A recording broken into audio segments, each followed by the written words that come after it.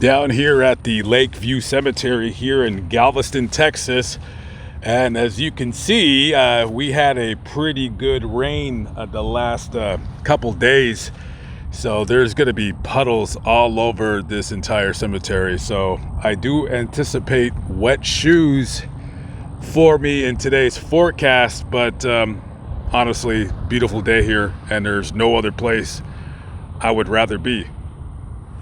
One of the first things you'll notice as you're driving up to the cemetery is this statue right here. This is in memory of the fallen members of the Woodmen of the World. You got some of their graves scattered around this part of the cemetery right here.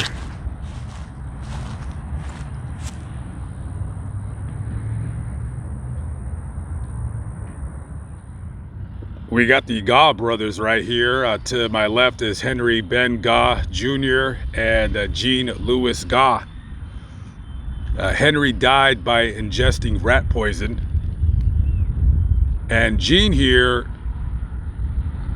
about 4 days before his 25th birthday, February 21st, 1974, he's driving down the road and he picks up a hitchhiker, Wanda Susan Camp.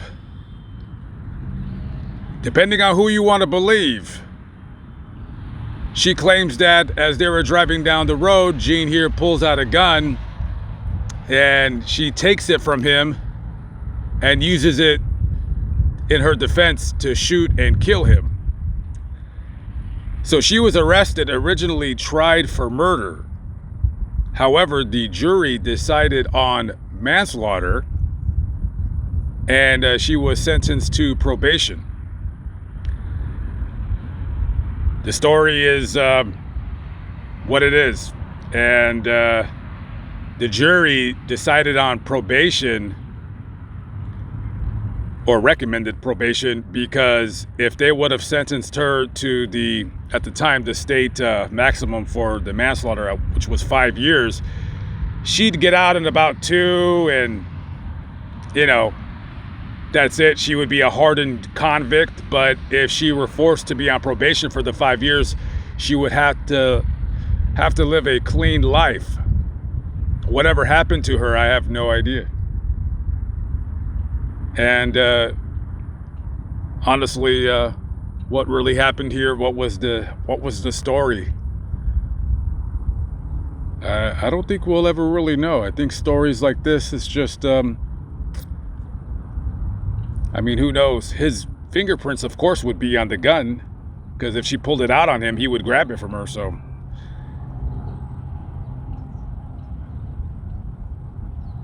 who knows?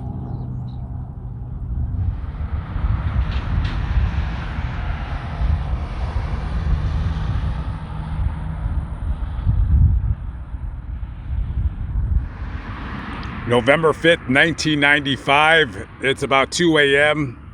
Bars and clubs have already called the last call, and everybody is at their local watering hole just talking, probably trying to let the alcohol wear off the effects before they start driving. So Ronald, who was a construction laborer, had one kid. He was at some club out here called Peppers, and he sees some guys, and those guys see him, and it looks like they were rival gang members. The other guys were Crips. Ronald was affiliated with the Bloods, from what the court paperwork said. So they start jawing back and forth, trying to intimidate one another. And a few guys rush Ronald, and one of them has some kind of a sharp object, whether it be a knife or a dagger or something like that, and plunges it straight into his chest. He was taken to the hospital, where he later died. So 3 guys were eventually prosecuted for his murder.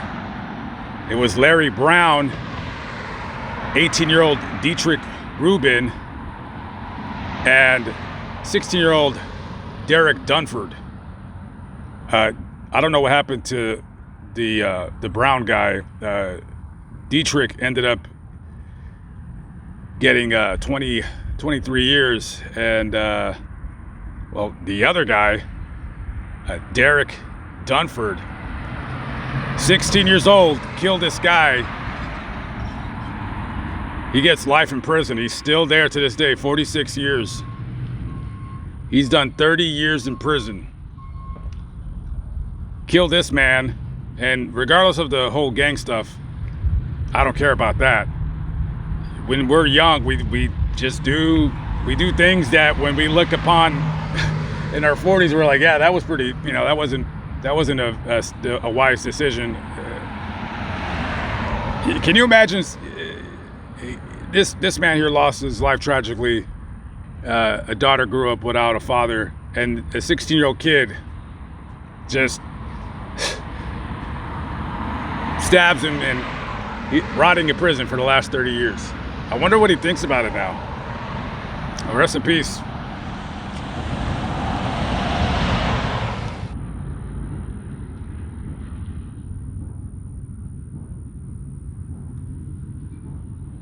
This has nothing to do with the video, but I was standing right over there and I seen this helicopter.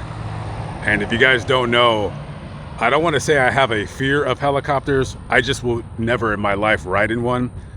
And I seen this helicopter in the air and it started diving like this. My heart sank and I said, because I don't know anything about helicopters other than I don't know how in God's name they work. I mean, I know how they work, but this witchcraft of how it operates. And I'm looking at it and it just dove and then it went straight out to over the Gulf of Mexico. I didn't know helicopters do that. I guess he was trying to gain speed, but man, I'm glad everything worked out okay, man. I said, please don't crash. And no, I was not filming it. I was just in awe about the helicopter. Angelo Nuska, April 27th, 1898 to June 9th, 1989, distinguished disabled veteran, World War I Canada, World War II Sergeant U.S. Army. I love the United States. I love that stone. I just wanted to show it to you guys. Awesome.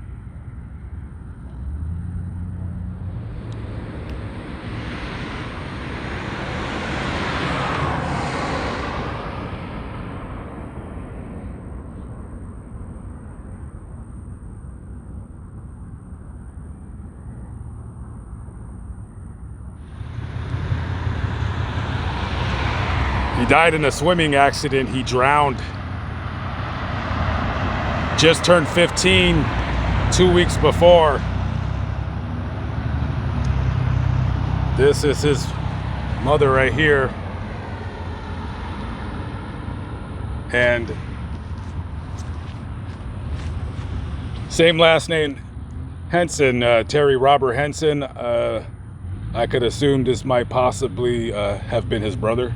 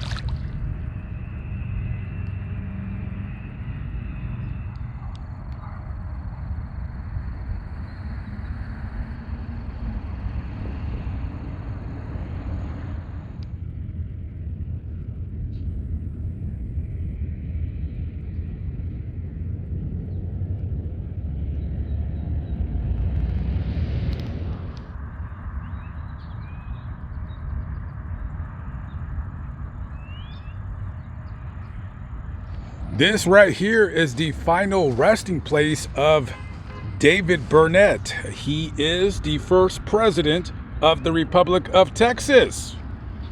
Yes, there was a time from around 1836 to 1845 that Texas was its own country. And this guy was the first, he was the interim president of the Republic of Texas for about 6 months. He did not want that job. So Marabou Lamar was later elected the first elected president of the Republic of Texas. He served as the vice president, and then later on he served as the Secretary of State for the Republic of Texas. This guy did a little bit of fighting. This guy, listen, so this guy was a really, really deeply religious Christian. He had a Bible in one hand and a gun in the other. And one thing he did not like, well, several things he did not like. One of them, he did not like smoking. He didn't like the people who smoked. He didn't like people who drank, because he didn't drink. Oh, and boy, let me tell you, if you cussed in front of him, yeah, you were not going to hear the end of it. So when you hung around Mr. Burnet, you better watch what you say, my good man. Anyways, he fought down in the Latin American wars down in Venezuela, in Chile. I guess those countries had a problem with Spain occupying their territory. So he fought with Simón Bolívar, who they named the port of Bolivar, somewhere around here, is named after that man. So he did a little bit of fighting down there and came over here, tried to settle, because they were trying to get people to come from the Midwest out to Texas because we needed to take this land from Mexico. And then that whole war with the Mexicans, who later became our friends. Yeah, I might in the future, I wouldn't mind doing some kind of a historic video where I talk about these kinds of battles or wars that we've had between us and Mexico and Spain and all of that stuff. It's gonna take some editing to bring the story to life, but hey, why not me be the man to do that? Anyways, David Burnet here, the first president of the Republic of Texas. Don't you cuss. I don't cuss on this channel, so don't you cuss if you come down here to visit this man's grave.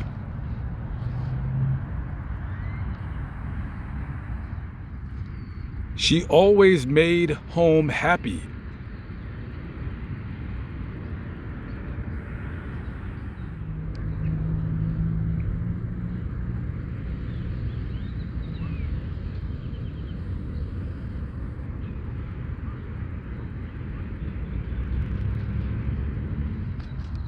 How are we all going to get this marker back on the base where it belongs?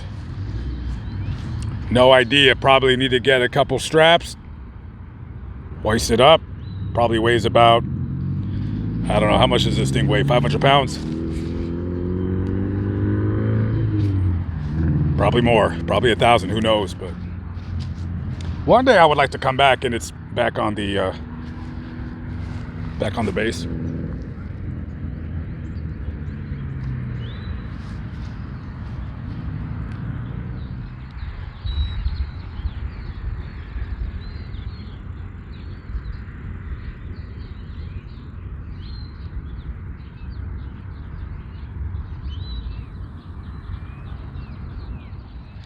I got a question to ask any and all out there. When is a baby no longer a baby? Meaning, when does a baby become a toddler or a child? Now, there, I'm sure, is a chronological age that is used on a scale to determine when your baby is now a toddler. Whether that number be 18 months, 20 months, 2 years, so forth. Christopher Baines here, 2.5 years of age at the time of his death, to me, is still a baby. The 2.5 years that Christopher lived on this earth a lot of it was in a hellish environment. An environment that should have been one of care, love, and nurturing, instead was filled with hate, pain, and constant beatings by his 18-year-old mother, Patricia Michelle Baines. A woman who should have never had any children ever in her pathetic life. In the summer of 1984, Galveston CPS, they had a case on her.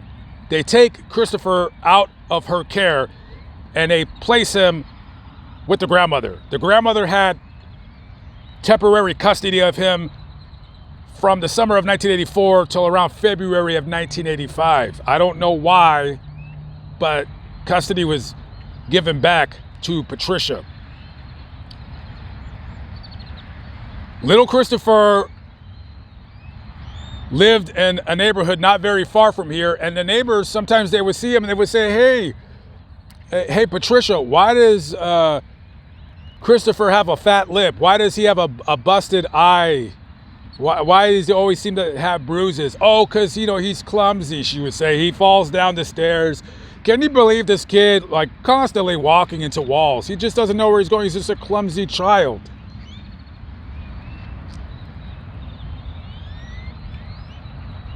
You burned him with curling irons.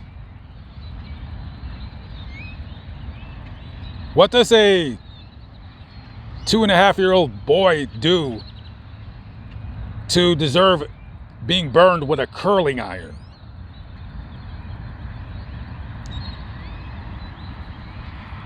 On February 13th, his body could take no more.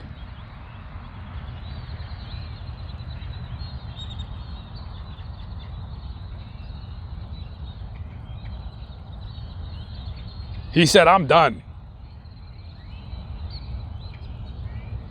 I'm done with this.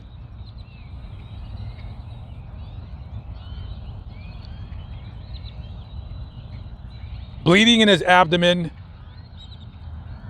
a fractured skull, marks on his body consistent with somebody being beat with a belt, the imprint of the belt buckle against his back, blood from his lip, black eye. What more could you have done to torture him?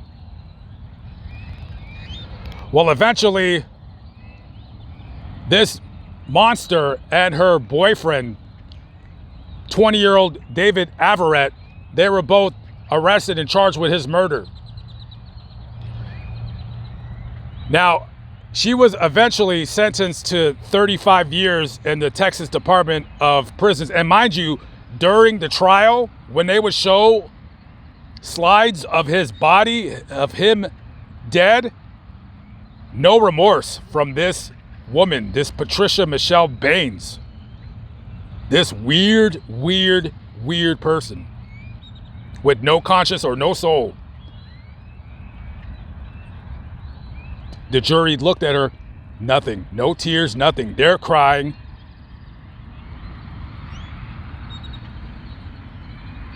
Entire courtroom is crying except her. Now, she ended up getting an appeal granted by the Texas Court of Appeals. In the editing process, I will put whether I found out exactly what happened to her. But you have now,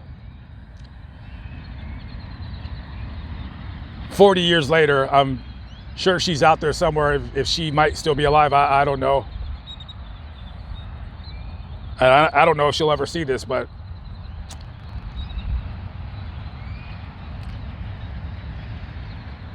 I know children can make, parents upset and frustrated, but I'm not sure what a 2.5-year-old does to deserve somebody taking a belt and whipping him. I don't know. I don't know what that is. I don't know. Never had a chance.